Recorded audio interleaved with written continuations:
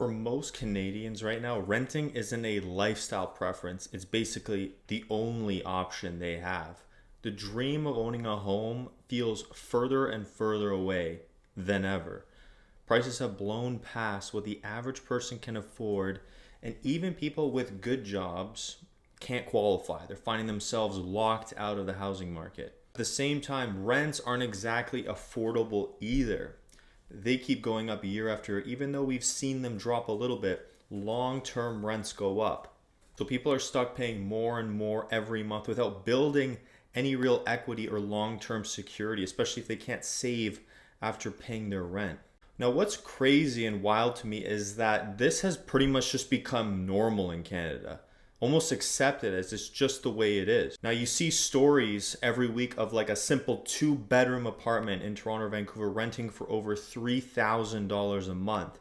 And if it's cheaper than that, it's often in really rough shape or in an area where people don't feel safe. Now, here's what it really comes down to. The root of the problem is that wages haven't kept up, not just with inflation, but especially not with housing prices. I mean, wages and housing prices are so far apart now, it's almost unimaginable for most people with an average salary to ever buy a home. And it's not just about supply and demand. Rising home values have made homeowners feel richer because really they are. Their equity has gone up so much.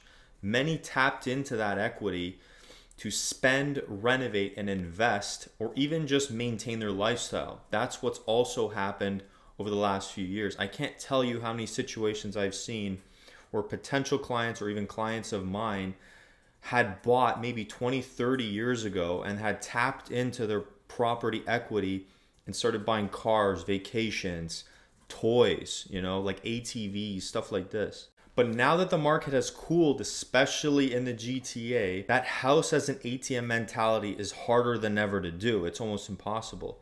It's already having a ripple effect on spending and the economy as a whole. Now, some homeowners say they'd actually welcome a market crash if it means that their kids could afford a home one day. And I've seen people say this. Some people with multiple homes even that say, you know what, I'd rather home prices come down if it means my kids can buy a home on their own without me having to, fund that purchase for them. But others warn that a massive real estate crash could mean huge job losses, bankruptcies, and a lot of pain. And it absolutely will. Not just for investors, but just regular people. I mean, it'll absolutely be a horrible scenario. People, and even myself, would argue a very slow correction might be the healthier option moving forward. Now, the rent versus buying debate has gotten even louder, and I've noticed this online. The amount of times I've seen people discuss, don't go buy, go rent. And then they list out all the reasons they'd rather rent, or the people that say, no, you have to buy, and then they go down the reasons. This debate has gotten more fiery than ever, I've noticed.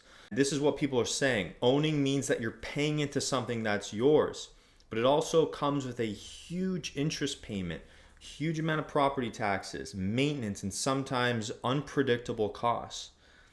Whereas renting gives you flexibility, often a better quality home for the same or less monthly cost. And this is actually very true in the GTA. You can rent a home for actually less of a cost per month, right? You are renting because the mortgage costs and all the other costs, taxes, maintenance, insurance, they all add up more than what you can just rent that same property for.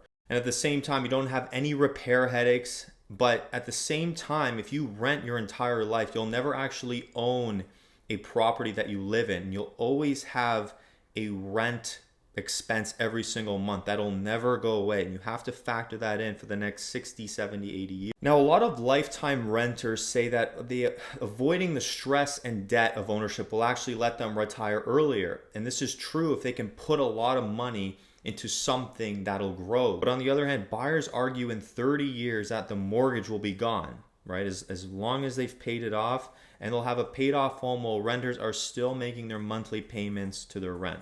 Now, in my opinion, this is something I agree with. Moving to a smaller or more affordable city is one potential solution. This is what I did personally.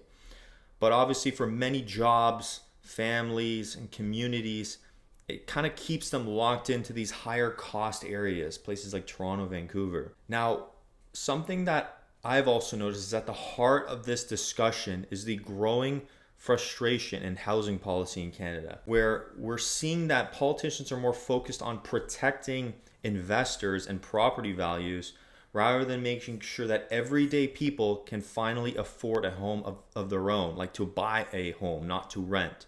We're not talking about affordable rent. We're talking about affordable homes to purchase. Now, here's where I land on this whole thing. I don't think there's an easy fix, right? This is a massive problem built over decades with multiple factors contributing to the problem.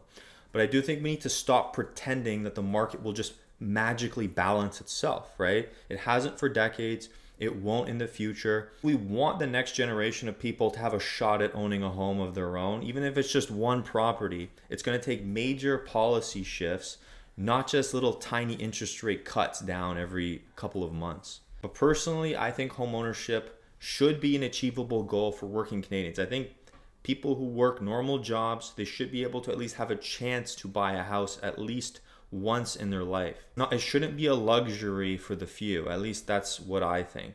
Now, if this means that we have to rethink how we treat real estate as an investment, then so be it, because a home should first and foremost be a place to live, not something that we flip and speculate on. So those are my thoughts on it. Let me know what you guys think.